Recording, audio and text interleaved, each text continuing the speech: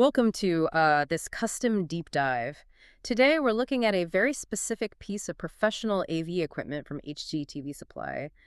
The B-stock Thor broadcast H-SPARTAN-2 network encoder. It's quite the name, but a seriously powerful piece of gear. Yeah, and our mission for this deep dive is to cut right through the intense technical jargon and uncover the hidden engine that powers flawless professional live streams. Which this device is definitely built to do. Okay, let's unpack this. What are we actually looking at when we talk about a 4-channel HDMI plus CVBS network encoder?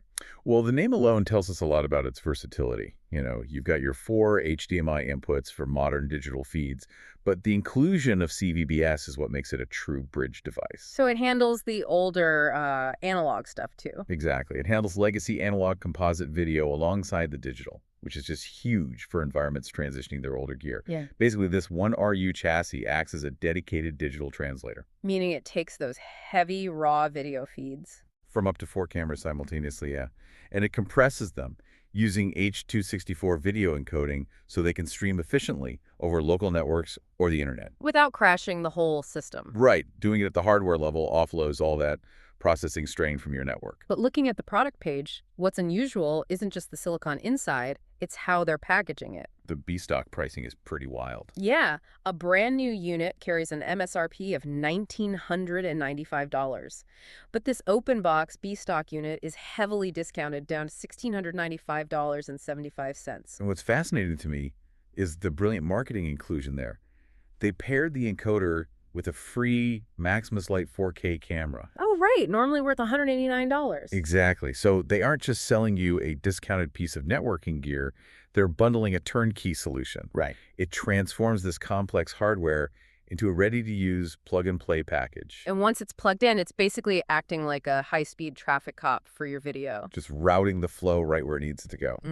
Right, taking those 4 camera feeds and directing the video straight to Facebook and YouTube using RTMP with key protocols. That real-time messaging protocol with a stream key is crucial for this. Because it creates a secure, dedicated pipeline, right? Straight to the platform. There's no intermediate software needed to get the feed online.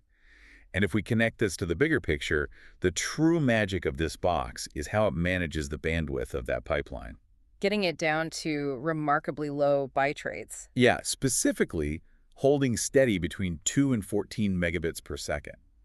Maintaining that kind of efficiency without dropping frames is exactly why this technology is trusted for campus broadcasting. Or worship services, corporate AV setups. Right, environments that require absolute set-it-and-forget-it reliability. It definitely seems to deliver on that reliability. The HDTVSupply page boasts a 4.7 out of 5 overall rating. Which is great, but the reviews themselves are actually pretty funny. Yeah, my favorite is incredibly mild. It's from a verified buyer named Jason M., and he just wrote, "It was fine." It was fine. Which, let's be honest, in the high-stress world of AV networking, someone saying your gear was fine is basically a standing ovation. It really is. The ultimate endorsement of physical networking gear is that you don't even notice it's working. It just handles the routing quietly in the background. Which brings the topic directly back to you listening right now. Yeah. Even if you aren't personally building a multi-screen sports bar TV system or a live IPTV broadcast, understanding this gear is important. It reveals the invisible physical infrastructure making our modern video-heavy internet possible. Which is pretty mind-blowing when you really think about the sheer amount of data moving around. It is. And it leaves us with a new question to ponder. If a single physical box can seamlessly process and distribute 4 high-definition video streams globally today, what will the footprint of live broadcasting look like in 5 years? Exactly. Will physical hardware encoders like this eventually become obsolete, entirely replaced by cloud-based processing? That is definitely something to think about the next time you tune into a flawless live stream.